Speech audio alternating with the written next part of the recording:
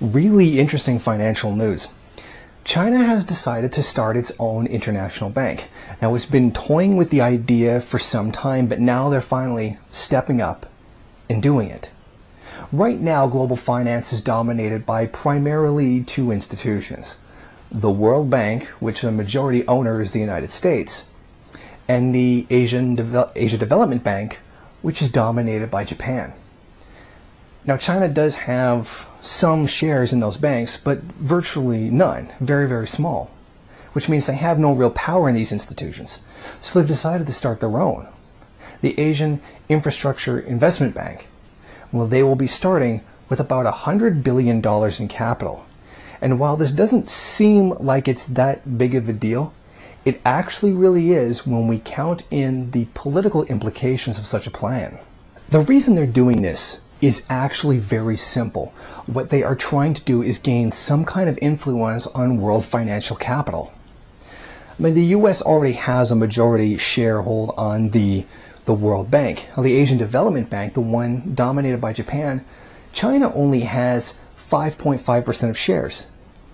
Even the US has 15.7% of the shares in that bank, which means when it comes to the decision-making process of deciding where loans go or where money to build infrastructure goes, China has no influence, which means they can't make sure those loans go to what would be in their best interests.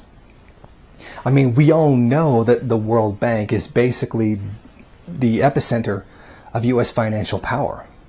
And then with that dominating control, they decide where infrastructure goes, right to their own interests. And of course, because China too is an imperialist power looking to spread their own influence across the world, they want to share that pie too. And they're not going to get it by being such a minute junior partner to both these organizations. Now, previously, the Financial Times has reported that 22 other countries have expressed an interest. Oil-rich Middle Eastern countries, various countries throughout Asia, even Japan wants to get in a slice of this. But China has very specifically stated that if necessary, they would entirely go it alone, which means China would take on this entire development bank by itself. I don't think it's very likely. I think that they would sell some shares to other countries, including the third largest economy in the world, Japan, because it's just smart to spread that kind of risk. But this does show that with all these other countries wanting to get a slice of what they're doing, shows that they think China will be successful here. And why not? China does have a better reputation around the world than the United States or Japan was. Both of these were huge imperialist powers, whereas China has historically not been in recent memory. This drive towards Chinese interests is very obvious. One of the first plans they have is to bring back the old Silk Road trading routes that were so profitable to them many, many years ago. And this clearly has intercontinental ambitions. Another project they're suggesting is a railway from Beijing to Baghdad. And as we well know, China does have a stake in oil production in Iraq. After all, China does control some of the oil production in the country. China sees the power that the World Bank and the International Monetary Fund hold. Well, they want some of that power too, to forward their own interests. But I think there's also something else that's very significant here. I think Chinese financial capital, if not the Chinese in general, smell US imperialist blood. This rise to challenge US financial power comes at a very significant time. The US is losing influence in the Ukraine, Iraq is falling, Iran's starting to turn away. The Eastern Europe is starting to thumb its nose at the United States and slightly starting to lean towards Russia. Chinese expansion into Africa has been going wonderfully, while US expansion into Africa has been stagnating. So when we look at the geopolitical situation, we see that there has been a definite decline of US hegemony in the world. And I think China knows that. I think everybody knows that. And because of this declining US power, China sees that now is the opportunity to launch their own development bank, take advantage of this situation and take some of that investment money away from the US, put it into their own empire. I mean, this is a very smart tactic by China and a continuing piece of the inter-imperialist rivalry in the world. The Chinese know now is the time. The empire is leaking blood. Now is the time to step up, to possibly kill the king and take his throne.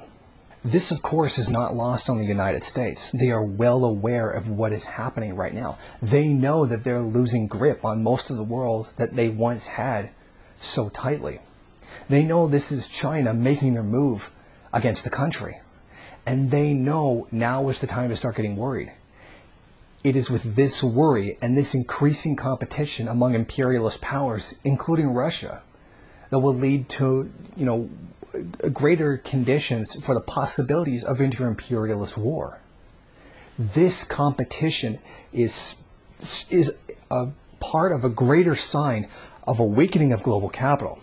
I mean, the tentative profits that large multinational corporations have been holding right now is very speculative. It's largely based on credit and not on actual physical commodity production, meaning it's somewhat of a false recovery. They are also beginning to notice a decline in the rate of profit. All these institutions are facing that right now, and all of them are trying to expand into new areas. Africa is one of those best places to go into because it's one of the largest untapped areas of the world. And what's going to happen is they're going to push harder and harder to get a hold of those loans for development investment. And the competition among them is going to get more fierce and threatens to break out into possibly another world war. I mean, that's not much different than what has led to the two previous world wars. It is my hope that these contradictions among the competing imperialist powers will create some kind of breathing space for the revolutionary struggles of the Third World to hopefully step forward and grab some kind of power.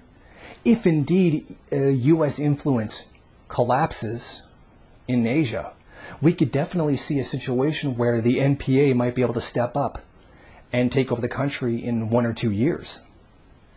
With the U.S. no longer funding what it is that they do to repress their own population, or at least the advice and skills and whatnot, the government could topple very easily under the weight of its own corruption and, frankly, its own evil. If this situation goes on, in India, the Naxals are already taking huge strides and grabbing up huge territories in which to fight.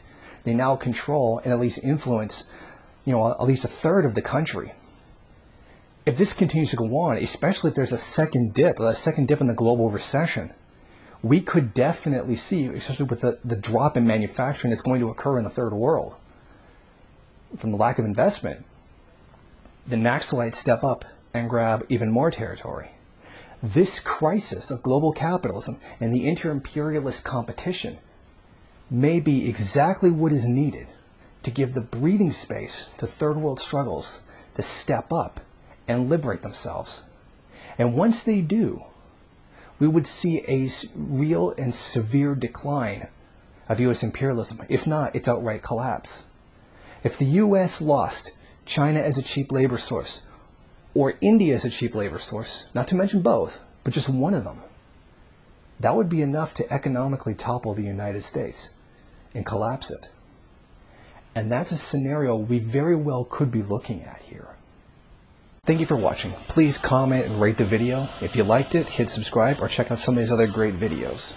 If you wish, share it on social media. While you're at it, why don't you follow me on Twitter? And if you got time, go on over to the MRN bookstore and check out some of the latest books available.